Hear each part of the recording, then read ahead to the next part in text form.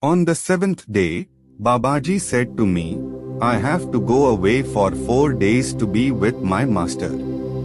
He is at the moment not far away from here, but I can't take you along. Tomorrow morning, 3 men sent by Sri Guru Babaji will come and take you to a secret place for a certain procedure that will help you open up and enhance your brain's access to the multidimensional.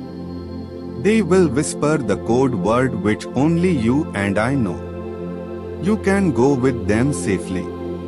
I will be there.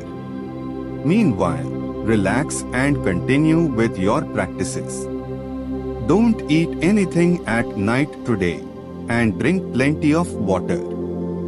With that he touched my head affectionately and left. I wanted to send a message through him that I very much longed to see Sri Guru Babaji, but I thought it wiser to keep quiet. He knew, and there was no need to say anything. Everything had its proper time. They came the next morning. There were 3 of them, and they all looked alike, without a single hair on their bodies, fair complexion. From the waist to the knees they wore a white cloth wrapped like a dhoti. They wore wooden sandals which made a clacking sound as they walked. They had long, brownish black, shoulder-length hair, and their faces were masked by green strips of cloth that looked like the surgical mask-like strips worn by Jain monks. The only visible facial features were their broad foreheads and brown eyes. They spoke together in Hindi in one voice, soft and firm, Madhu, we have been sent to take you to the secret place for a certain procedure. Come with us. Tell me the code word that Babaji gave me, I said. They whispered the code word in unison. I followed them without hesitation. We climbed down, past the temple, and walked behind it. At one point, they said, this is the place from where Adi Shankara followed the secret path and met the great Sri Guru. After that, he disappeared from public view. After walking for another 10 minutes or so, they said, now, we have to blindfold you. They blindfolded me with a black cloth and led me on. After a while I heard them opening some kind of door, and then they led me down a steep staircase. From the quietness and the sudden absence of the chill breeze that was blowing, I guessed we were in an underground tunnel.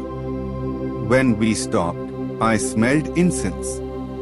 The blindfold was removed, and I found myself in a large underground cave lit by all lamps. Incense wafted from a fire pit in the middle of the cave.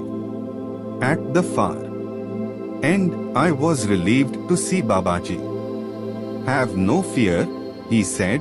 We have to activate certain centers of your brain using means other than meditation, as there is not much time. We are in a hurry. Unless these centers are activated, your channels to the higher dimensions will take many lifetimes to open up. Now, drink the soma juice used by the ancients. We have prepared it especially for you. He handed me a silver ball filled with a light green liquid. I drank the bittersweet concoction sitting in the Vajrasana posture. The 3 people who had brought me there were sitting cross-legged and chanting the Samaveda hymns.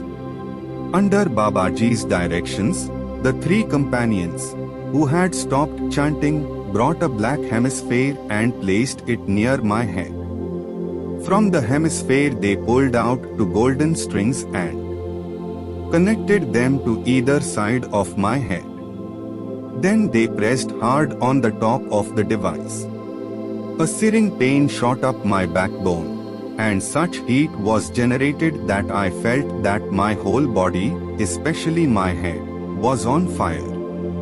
I almost thought that this was the end, and that I might not come out of it. Suddenly, a roaring sound that quickly transformed itself into a soothing hum entered into my consciousness. I opened my eyes and looked around. Everything was fresh, new, and pulsating with life energy. I was a new person, resurrected from the old that seemed to have vanished and died. I was no longer an isolated self.